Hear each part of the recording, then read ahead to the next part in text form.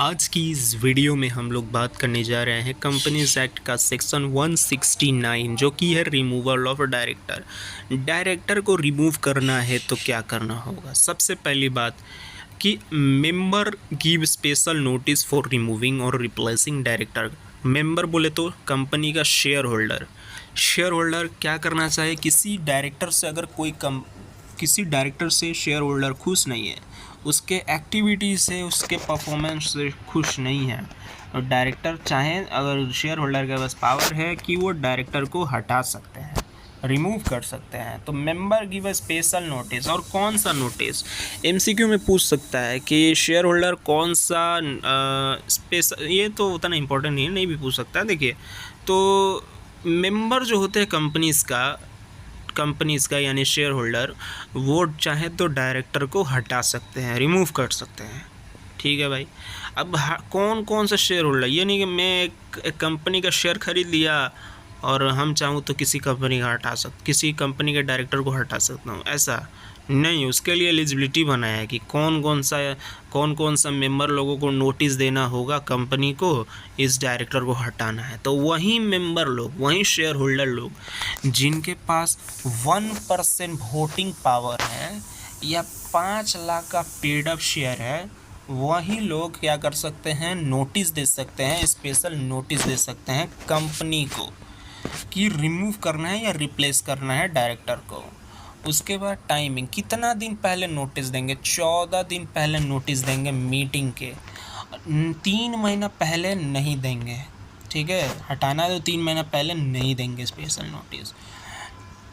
अब होगा क्या, अब मान लीजिए कि अब वो कंपनी को नोटिस कौन देगा, शेयर होल्डर देगा। किस लिए देगा, डायरेक्टर को हटाने के लिए देगा।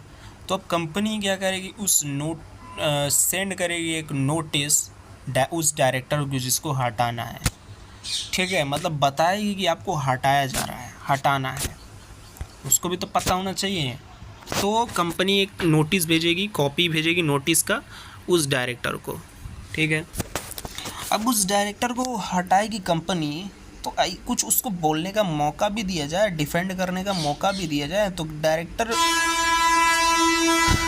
Sorry guys for the background noise,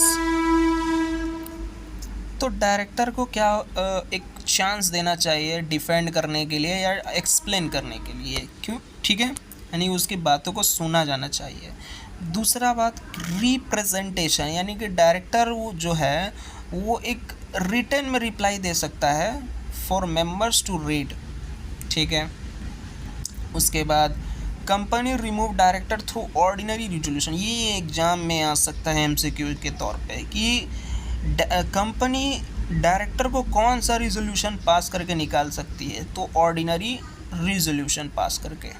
ठीक है, कंपनी में appoint another director in the same meeting, और जिस मीटिंग में निकालेगी उस मीटिंग में दूसरा कोई डायरेक्टर को अपॉइंट कर सकती है।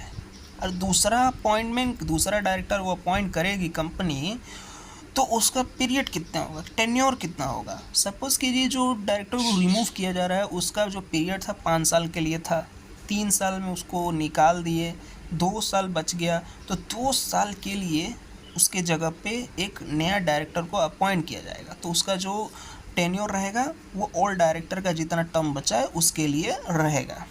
क्या लिखा है, new director serve remaining period of old directors term. ठीक है, section 169 not applicable to section 163 director. 163 वाले जो डायरेक्टर हैं उनके लिए ये 169 जो सेक्शन है वो एप्लीकेबल नहीं होता है।